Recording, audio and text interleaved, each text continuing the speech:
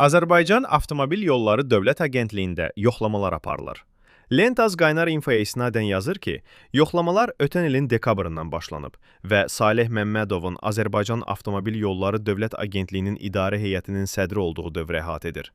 Məlumata bildirilir ki, yoxlamalar hələ bir müddət davam edəcək. Buna baxmayaraq, artıq maliyyə pozuntuları ilə bağlı ciddi faktlar aşkar edilib. İddialara görə bu faktlar əsasən Saleh Məmmədovun yaxınlarının çalışdığı qurumlara əhatə edir. Buna rəğmən, hələ ki həmin qurumların rəhbərləri barədə hər hansı tədbir görülməyib. Daha doğrusu, müvafiq qurumlar lazımi addımlar atmağa tələsmir və yoxlamanın tam başa çatmasını gözləyir. Məlumata görə yoxlamaların nəticəsi olaraq Azərbaycan Avtomobil Yolları Dövlət Agentliyində kadr və struktur dəyişikliklərinin həyata keçirilməsi gözlənilir. Bildirilir ki, qurumun tabeliyində fəaliyyət göstərən MMC-lər ləğv edilə və regional idarələr yaradıla bilər.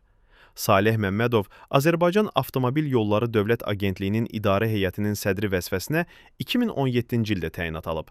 O, fevralın 6-sında tutduğu vəzifədən azad edilib. Mediada gedən məlumatlara görə, Saleh Məmmədov Azərbaycan Avtomobil Yolları Dövlət Agentliyinin rəhbərliyinə təyinat aldıqdan sonra qohumlarını müxtəlif vəzifələrə yerləşdirib. Bununla bağlı yayılan siyahını təqdim edirik. Zaur Həmzəyev, əmisi oğlu, bir sayılı Yol İstismar İdarəsinin müdiri.